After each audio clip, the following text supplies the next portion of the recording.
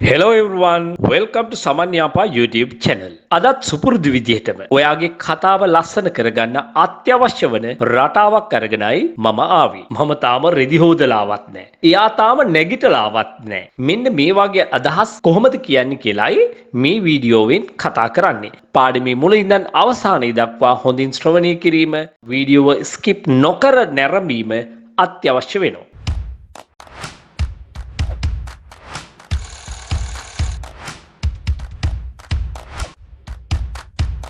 ඔයාට මගේ online classes, physical classes, ඒ වගේම රෙසිඩෙන්ෂල් ක්ලාසස් වලට සම්බන්ධ වෙන්න පුළුවන්.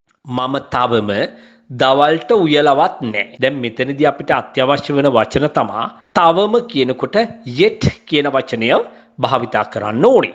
ඔයාට හිතේවි still කියන වචනයත් හරි නේද කියලා. ඔව් හරි.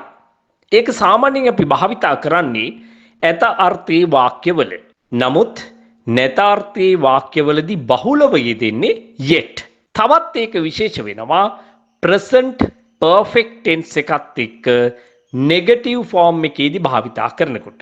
present perfect negative ක්‍රමේදී අපිට yet එක අත්‍යවශ්‍ය වෙනවා. ඊළඟට what දැන් උයලාවත්, කාලවත්, නාලවත්, ගිහිල්ලවත් අන්නේ වගේ අදහසක් ගන්නකොට even කියන වචනේ අපිට යොදා ගන්න සිද්ධ වෙනවා. ඒ වගේම මතක තියාගන්න මෙතන even ස්ථානගත කරන්නට ඕනේ ප්‍රධාන ක්‍රියාවට පෙර. ප්‍රධාන ක්‍රියාවට පෙර. Look at this example please. I haven't even cooked. I haven't even cooked. මම උයලාවත් නැහැ. මම උයලා නැහැ. I haven't cooked. මම උයලා නැහැ. I haven't cooked. මම උයලාවත් නැහැ. I haven't even cooked. I haven't even cooked. දැන් ඔයාලට පැහැදිලි ඇති. I haven't even cooked for lunch yet. තවම. එතකොට සම්පූර්ණ වාක්‍යය කොහොමද කියන්නේ? I haven't even cooked for lunch yet. I haven't even cooked for lunch yet. ඔන්න ඔය විදිහටයි හොඳට ප්‍රැක්ටිස් කරලා කියන්න ඕනේ. දැන් ඔයාට මම තවත් විශේෂ දෙයක් මේ ගමම්ම කියලා දෙනවා. even කියන වචනය වෙන තැනකට යොදාගත්තොත් මොකද වෙන්නේ බලන්න. Now look at the second example. I haven't cooked. මම උයලා නැහැ. මම උයලා නැහැ. Even for lunch. අන්න දැන් අර්ථය වෙනස් වෙනවා දවල්ටවත් කියලා. දවල්ටවත්. yet තාම. මම තවම දවල්ටවත් උයලා නැහැ. I haven't cooked even for lunch yet. I haven't cooked even for lunch yet.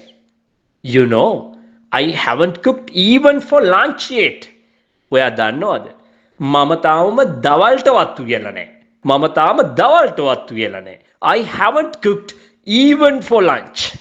දැන් පැහැදිලි නේද? තවදුරටත් පැහැදිලි කරගන්න නම් ඉතිරි උදාහරණත් අනිවාර්යයෙන්ම නරඹන්න ඕනේ. අපි තවම එයාලා දැකලවත් නැහැ. අපි තවම එයාලව දැකලවත් නැහැ. We haven't even seen. අන්න even seen දැකලාවත්. ඒගොල්ලෝ them තවම yet. We haven't even seen them yet. We haven't even seen them yet. We haven't even seen them yet. Next one. අපි තවම එයාලවත් දැකලා නැහැ. අපි තවම එයාලවත් දැකලා නැහැ. ඔන්න ස්ථානේ වෙනස් කරනවා. එතකොට මොකද වෙන්නේ? We haven't seen even them yet. We haven't seen even them yet. අපි තවම එයාලවත් දැකලා නැහැ. මම තවම මගේ රෙදි හොදලාවත් නැහැ. ඔයා මේ අයන් කරන්න කතා කරනවා. මම තාම මගේ රෙදි හොදලාවත් නැහැ. අන්න ඒ වගේ අවස්ථාවක් ගැන හිතන්නකෝ. I haven't even washed my clothes yet. I haven't even washed my clothes yet. අන්න ඒ විදිහට හරියට බර වැටෙන්න කියන්න ඕනේ. I haven't even washed my clothes yet. ඊළඟ එක්සැම්පල් එකේදී කියනවා මෙහිම. මම තවම මගේ රෙදිවත් හොදලා නැහැ. මම තවම මගේ රෙදිවත් හොදලා නැහැ. I haven't washed even my clothes yet. යාළුවෙක් කියනවා මම මගේ රෙදි හොදලා අයන් කළා සපත්තු පොලිෂ් කරලා ඔක්කොම රෙඩි කරලා දැන් තියෙන්නේ ගමන යන්න. ඔයා මේ මොනවා කියනවද? මම තවම මගේ රෙදිවත් හොදලා නැහැ. අන්න බලන්න සිටුේෂන් එක.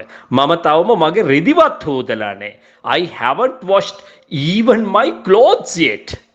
I haven't washed even my clothes yet.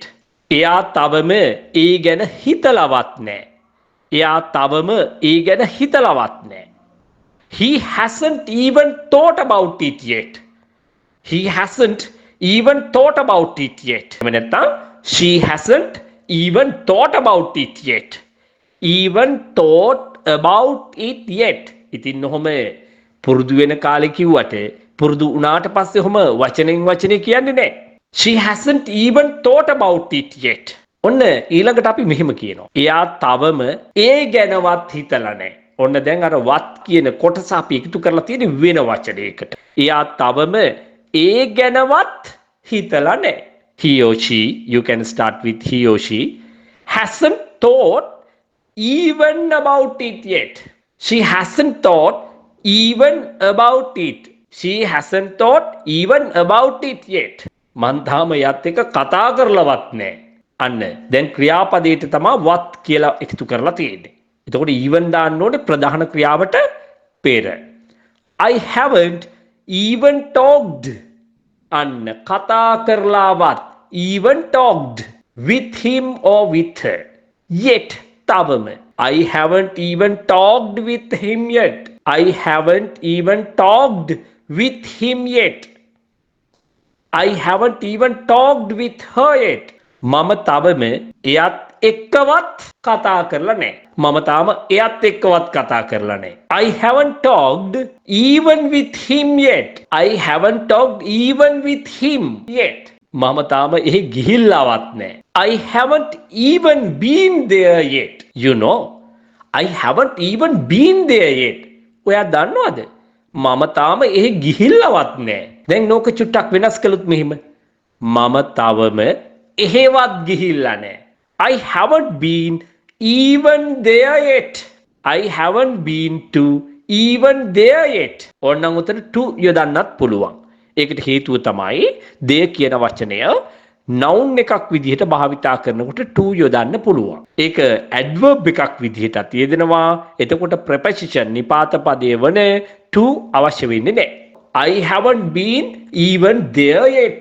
tense සම්බන්ධ මනා දැනුමක් ඇති කරගන්න ඕනේ. ඇති කරගත යුතුම වෙනවා මේ වාගේ පාඩම් තේරුම් ගන්න නම්. හොඳයි. එහෙමනම් යලිත් ඉක්මනින්ම හමු වීමේ බලාපොරොත්තුෙන් මා ඔබෙන් සමුගන්නවා. වීඩියෝවෙන් යම් ප්‍රයෝජනයක් ලැබුණා නම් මේක හිතවතුන් අතරේ ෂෙයා කරන්නත් අමතක කරන්න එපා. ඔයාට මගේ online classes, physical classes, ඒ වගේම residential classes වලට සම්බන්ධ වෙන්න පුළුවන්. Hi everyone, I am Shadi Premchandra, retired army officer. Today I thought to make a video like this to bring you an important message regarding English language. Because today we can't keep away from this language at all. We know nowadays how people are struggling to learn this language. Some people give up learning this language because of that effort. Sometimes they may not be able to find out a good English teacher. I also had a lot of problems then with this language. Although I spoke in English, I made so many grammatical mistakes. To overcome from this grammatical mistake, I needed to find out a good English teacher with proper instructions. If you join Saman Yapa classes, you can find all these opportunities. Through Mr. Saman Yapa's YouTube channel, coincidentally, I got a chance to view Major Premchandra's speech. After seeing it made me to share some words about Mr. Saman Yapa. I am a teacher. Throughout my life, I participated in numerous English courses. Eventually, I was able to enhance my skills to this level with Mr. Yapa's guidance. The way of his teaching, articulate expression, pronunciation, dedication, motivation, and also his humbleness impressed me a lot. I can highly recommend him as one of the best teachers. Wish you all the best.